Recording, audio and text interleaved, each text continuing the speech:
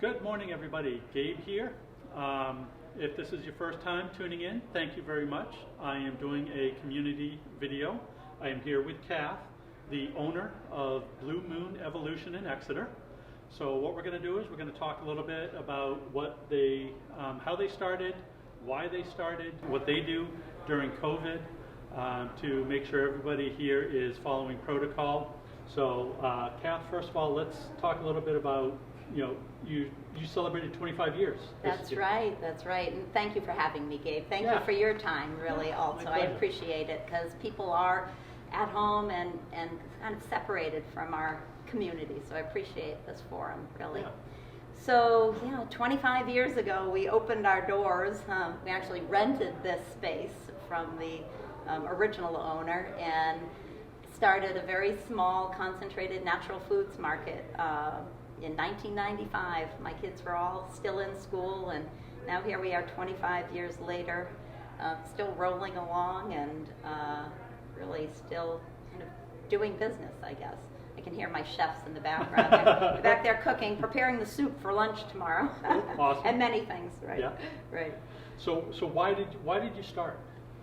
Well, we actually moved to Exeter, and there was no natural food market, no place to get whole foods in town, and I was traveling to Portsmouth and realized there was a need. So with 3 kids in school, I decided to start a daily market. We were like 9 to 5, and I'd been doing catering for years, so food was kind of my magnet, and we opened the market, and within 3 months we opened a small kitchen, and we made soup, and really soup has been kind of our mainstay through the decades. Right. We love a good bowl of soup, and have been noted for Best of New Hampshire quite a few times through the years for that mark, and something that we enjoy doing. Yeah. And I saw on your website, in your About portion of your website, that you guys try to source locally as much as possible. Tell me a little more about that. So after we were in business for 15 years, Blue Moon Market, we evolved to Blue Moon Evolution, and that was 10 years ago. We actually have our anniversary on the 18th of October, of a 10-year mark of going from a market to a full restaurant. And during that time, it was a time of Food Inc. and understanding our food economy. And we wanted to know where our food came from and how it was grown. And so we actually dissolved our market and built out a restaurant with that kind of focus, like knowing your farmer, knowing where your food came from, how it was grown, and supporting our local food economy. And at that time, we actually did a number of dinner lecture series where we brought in Pete's from Pete's Greens in Vermont, and Gary Hirschberg from Stonyfield Yogurt, and educated people about the state of affairs of the food industry. And as I learned more and realized it was much worse than I ever imagined. Today we know to know your farmer and how he manages his livestock or animal husbandry, or how the vegetables are grown, is something that is more commonplace. But back then we were just learning of what was behind the scenes of our supermarket, which I think was kind of shocking to most people. Yeah, but back then I didn't even think organic. I didn't even think, local grown. Right. I just went to the supermarket and there it is. Yeah, it's definitely been an evolution of education and change. So we were really at the forefront of that. Really, probably we are recognized as one of the first farm-to-table restaurants in the Seacoast area, and I think it was with that charge that we kind of followed that path. And it really has been our path for the last 10 years. We grow our own food. We've had a garden over all of these years that supply us or inspire us. It's often not enough to stock the kitchen fully, but we watch things coming into season and use them as sort of test plates for the kitchen. So the seasonality of food, eating within the season is important to us. You probably won't see a strawberry on our menu in January unless it's a preserve or a vinegar or something that we've held. But so it's exciting. We're always have new foods. Like right now, frost is kind of come to our area, so things are changing. The basil's gotten hit, and we go into the pumpkin and corn and gourd time of year. So it's So- always exciting. And your menu changes seasonally and just, Yes, actually our menu changes according to availability also. We print our menu every day because awesome. some turnips might be gone and radishes have come in, and actually with COVID we're printing thin paper menus that we dispose of. So it's really a changing time, and even our menu, shaping our menu, it's about nourishment and keeping people healthy and providing healthy, nourishing food so we can stay strong and healthy during this kind of pandemic, really what we're in. Since we were kind of talking about that a little bit, let's pivot to, what do you do for safety protocols? I know coming through your kitchen, everybody was gowned up, mask, gloves. Yeah. I had to put my mask on before coming through. Yeah, So we're tell pretty the audience strict. about We're that. pretty strict, and actually Yeah. some of my staffers are more strict than I am upholding this protocol, because we really take the responsibility of feeding people incredibly seriously. Like even prior to COVID, we're a house that washes our glassware twice and silverware twice, and carefully handles things with the intention of knowing people are then using them for their own personal use. So that foundation is really what sprung from our COVID-19 protocol. We take our temperatures coming in the door, wash our hands, and really it's about education to understand how things are transmitted. We have nurses in our family that have helped guide us, a family member that works for the CDC that has guided us, and another family that works at Riverwoods, and we have adopted quite a few of their protocols for safety. And I think because my children work with me, so really I have my family in this pool, so their safety is of the utmost importance. And actually, when we talk about changes that we've made, our team is ahead of our guests in our community, because keeping this family safe is number one. Yeah. And then so that then we can offer a safe place to our guests. Right, and that naturally spills over to all your customers and stuff. Right. And one group came in, it was 4 women. I think the women were probably in their 70s. They were sisters, 3 sisters and 1 sister-in-law. And they were dressed to the nines, and it was the first time that they'd seen each other in over 3 months, and they were celebrating their birthdays that had come and gone, and they thanked us for providing a safe place for them to gather.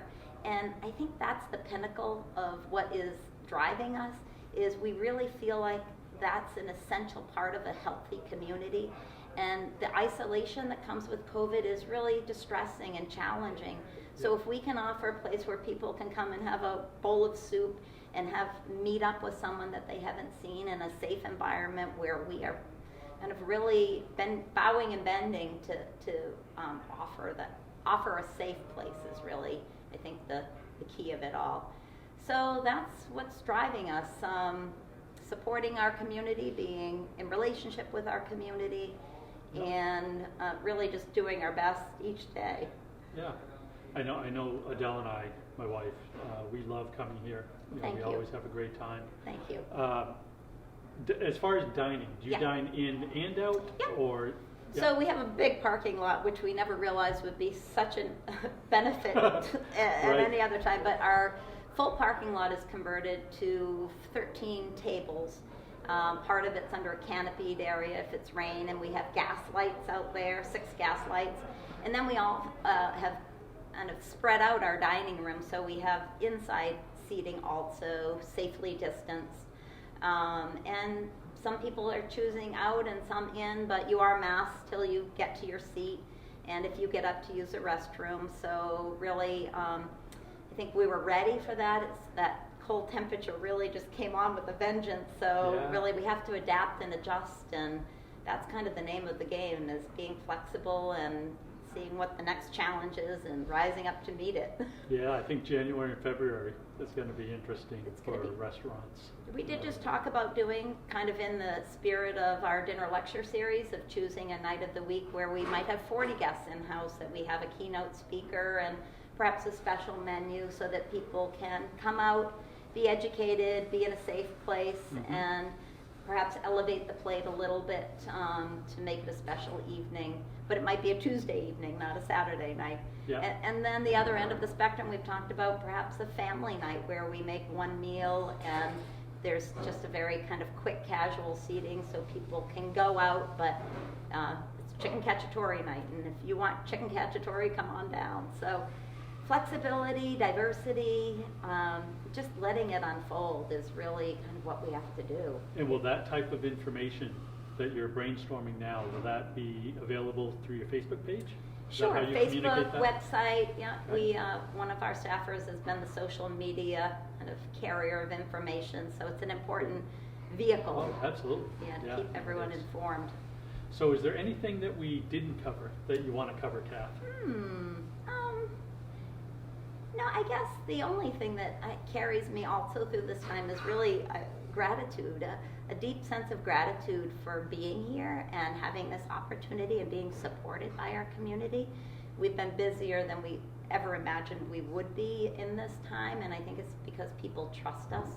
And also we're here, you know, in our very beginning of COVID, we almost didn't make it, and we have GoFundMe fundraiser that raised $25,000 in 7 days, and without that we wouldn't be here. So the gratitude to our community for supporting us in so many different ways and being there for us has kind of been a huge influence in the driving force of what keeps us going every day. So we're just letting it unfold, and as you know, things change, we just adapt to them. And I think social media is an important piece of that, because last Tuesday, we decided we had to close lunch for a week, and we made that change in 24 hours. So you have to be flexible and willing to just kind of bow and bend again, as I said. So kind of the name of the game. Yeah. So I want to just do a quick shout out. Thanks, obviously, Kath mentioned it, to everybody that, you know, supported their GoFundMe. But I just want to do a shout out to everybody that's supporting their local businesses. It doesn't have to be restaurants, it can be retail, whatever it is. I really appreciate you guys doing that. I know it's a struggle for everybody right now.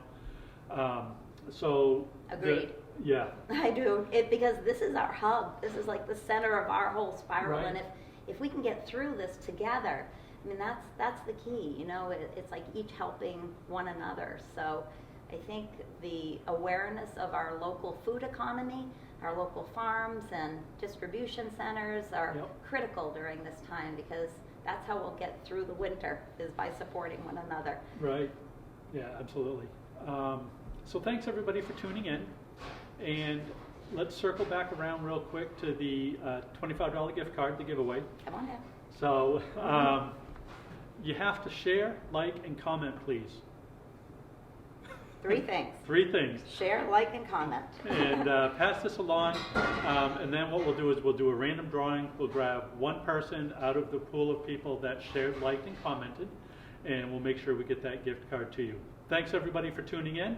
I really appreciate it. Thank you, Kath, for allowing me to be here with you. Thank you, Dave. And you guys take care. Until next week. Bye.